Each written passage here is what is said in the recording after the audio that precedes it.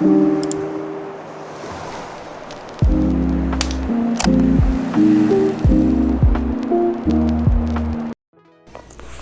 guys! Welcome to my vlog. So this is my fourth vlog, and then ngayon is pupunta kami GL guys. Nakita nyo isang ganda-ganda ng daan dito sa GL. So by the way pala is kaya kami pupunta ng GL kasi kukuha kami ng grocery guys. Actually every week to kami kumukuha ng grocery kay Ate Sheila kasi pandagdag ng allowance namin ni Erich. So ayan, papunta na kami sa bahay niya guys. Actually, paninda siya ni Ate Sheila. Bali, kumukuha lang kami doon sa paninda niya. So, ayan. Malapit na kami sa kanila. So, dito is makikita na agad yung bahay nila, yung puti. Actually, hostels yan, guys. Pwede kayo mag-check-in dyan kung bibisita kayo dito sa Siargao. Mura lang, affordable price. So, ayan. Paparking sa loob. And then, baba na ako. Papasok na kami. So, dito is kumukuha na ako ng grocery namin ni Erich. Para bukas is nunod na namin bumalik dito para lang kumuha. So, ayan. Sobrang busy ko na talaga kumuha dito. Katulad ng mga cup noodles, sabon panlaba, mga ganon. So, after nga namin kumuha ng grocery, kila Ate Sheila is nalisyon na kaming umuwi agad kasi anong oras na din, mga 11 na ata nito yung oras.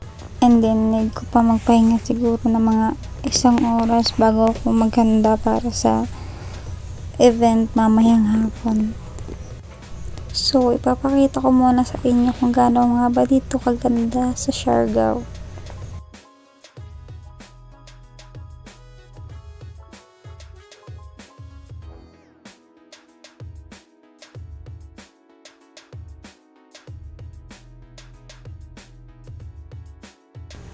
So, ito nga pala yung sports complex guys dito sa Siargao that located here dito sa Dapa.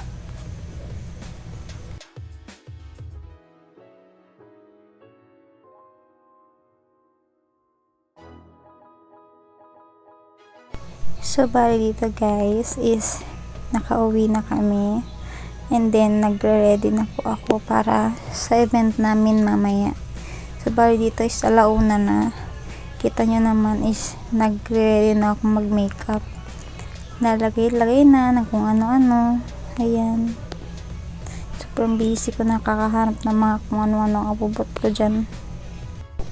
So, bali dito is naglalagay na ako ng sunscreen guys. Importante yun. Dito biniblend ko na siya. Then after ng sunscreen is naglagay naman ako ng foundation para long lasting talaga yung makeup. And then dito is nakikilay na ako guys. Importante talaga ang kilay para pakak. So dito is nag-eyeshadow na ako para buhay na buhay talaga yung makeup natin. Need talaga ng eyeshadow. Ayan. Yan, biniblend ko na siya para mas maayos siyang tingnan. And then dito is nag-eyeliner na rin ako. Importante din yan para magkaroon ng wings yung mga mata natin. And then dito naman is nagpa-blush on na ako para magmukha tayong fresh. And then parang nagpa-blush ganun para mukhang fresh. Ayan. So dito is naglalagay na ako ng lipstick kasi important itong lipstick para di ka magmukhang maputla. So dito is naglalagay rin ako ng cluster ko sa mata para buhay na buhay yung mga mata natin. Yan. Maganda kasi guys pag naka-cluster ka. Hindi parang mukhang malamay yung mata mo. And then dito is inayos ko na rin yung buhok ko. Ayan. Importante yan guys. Always dapat nakaban yung buhok. As a tourism student, pinaka number 1 rule yan. So ayan. Perfect. Tapos na ako. Yan na yung outcomes ng makeup and then pag-aayos ko. And then dito is OTW na kami sa gym. Actually, umulan pa guys. Pinatila lang muna namin yung ulan bago kami umalis. Ayan, nakita nyo naman yung ulap. Madilim talaga siya. Dito is nakarating na rin kami. Pauwi na yan sila, binatid lang ako. So ayan, dito is nag-start pa lang yung game. Actually guys, pagpasok ko, akala ko talaga patapos na yung laro kasi ang call time namin is 2:30. So yun pala, kaka-start pa lang, and then basketball pa lang to guys, hindi pa tapos yung basketball. So kasunod ng basketball is basketball siya guys. So yan, nanonood na sila guys, enjoy na enjoy talaga sila dyan. And then dito is todo cheer sila guys sa school namin, tinan nyo.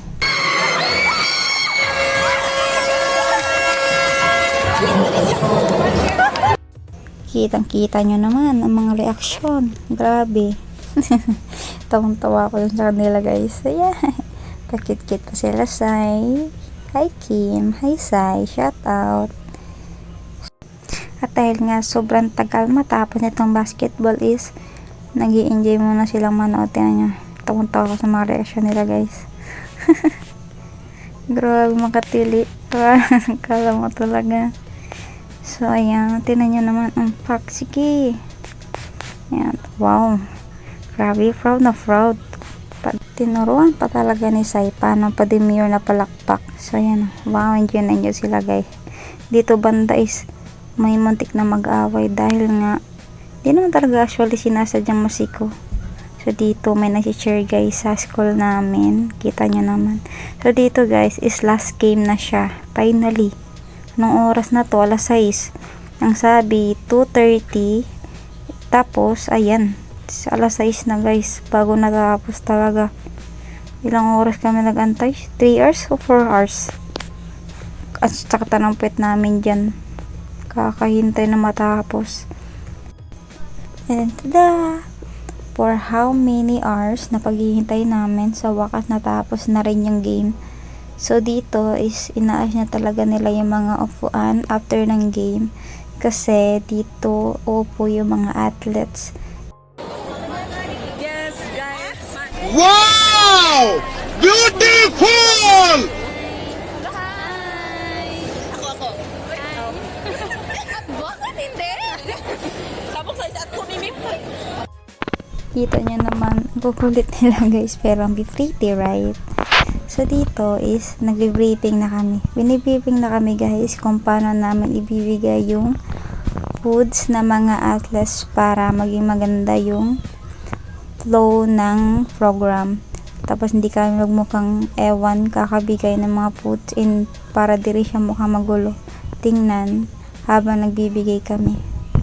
And then after how many minutes is nag-start na rin yung program guys. So nag-start na rin kaming mabigay ng mga foods na mga athletes. So mapapansin nyo is well organized yung pagbibigay namin ng foods. Wala talaga malalagpasan. And then every row is mabibigyan talaga siya. So ayan, kumindot pa talaga si Perdilim. Cutie! So ayan, bumalik na naman kami kung saan namin nakuha yung mga food pack, and then balik na naman para bigyan naman yung iba. And then of course, so after nga namin silang bigyan ng mga pagkain and how many minutes or mga 30 minutes ata is kinokollect na namin yung mga pinagkain na nila para hindi nila itapon kung saan lang or ilapag kung saan, para malinis pa rin tingnan yung event ngayong gabi. So yan, nag-volunteer na ako na yung magko-collect na mga basura nila dito. Taon-tawa pa nga ako dito guys, banda, kasi tinutulungan talaga nila ako. Tingnan nyo, kinuha po talaga yung basurahan. Sila na daw bahala maglagay-lagay. Actually, sa mga BGFC ata to, kung hindi ako nagkakamali, gusto pa nila na sila daw yung maghatid ng basura, pero sabi ko wag na, okay lang. Thank you guys. So dito is kumakain na kami sa wakas. Diba nasakit talaga ng paa namin guys. Actually sa kada event talaga di maiwanan sumakit yung paa, kasi nga magdamag kang nakatayo and magbigay ng service mo sa mga guests. So ayan, masarap sila sa pagkain. Yay! Tuwang-tuwa pa yan sila kasi finally nakaupo na rin. And then, while kumakain is nanonood kami ng mga sayaw ng dancer sa school. So, ayan. At least, nakapag-relax muna yung mga paa namin dito. Hindi pa talaga, as in, mabubugbog. Actually, today is, hindi naman talaga kaano kami napagod. So, okay lang.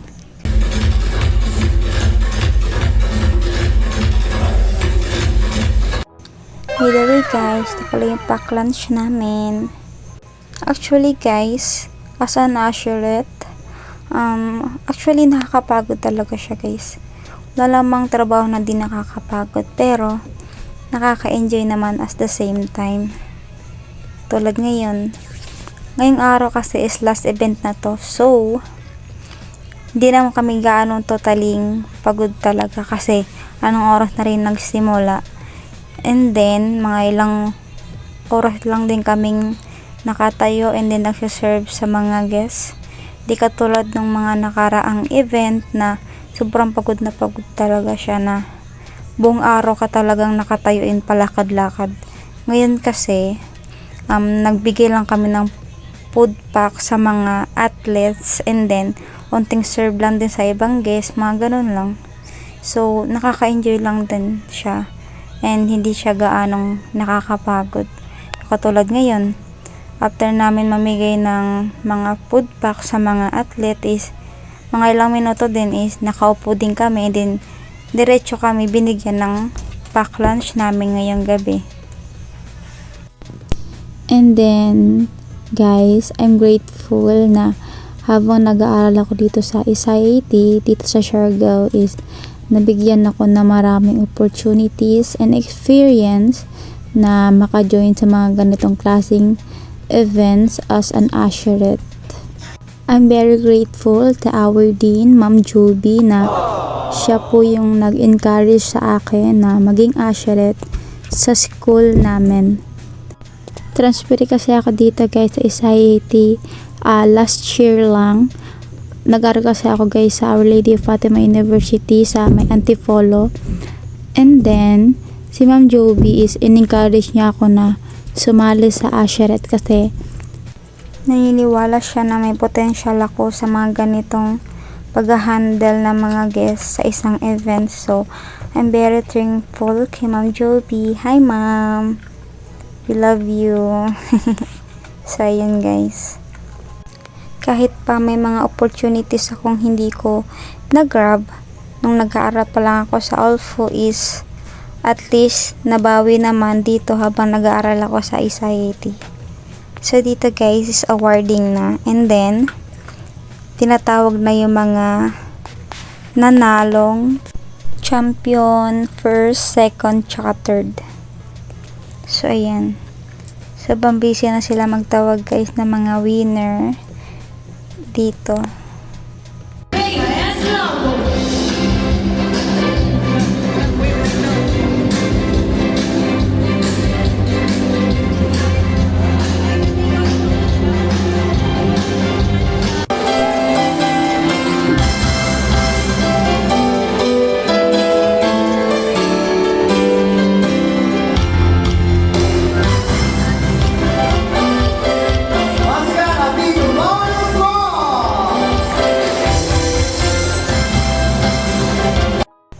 Dito guys, taong-tawa talaga ako sa kanila, sa mga kaku-usherette ko kasi nakikipag-picture sila sa mga taga-ibang school.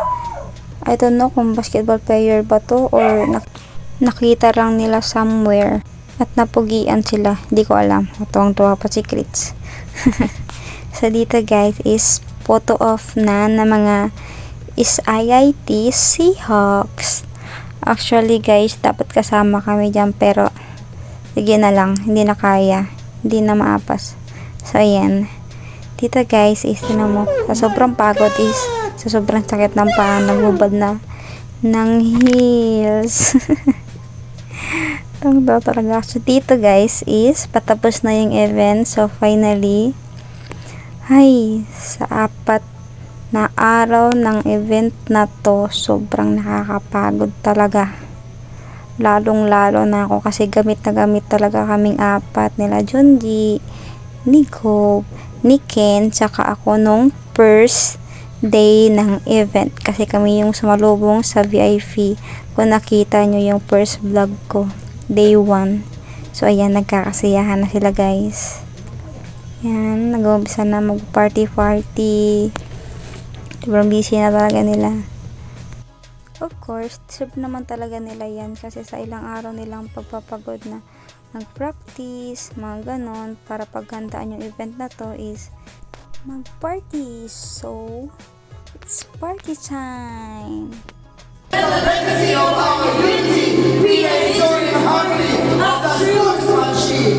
Let the celebration continue.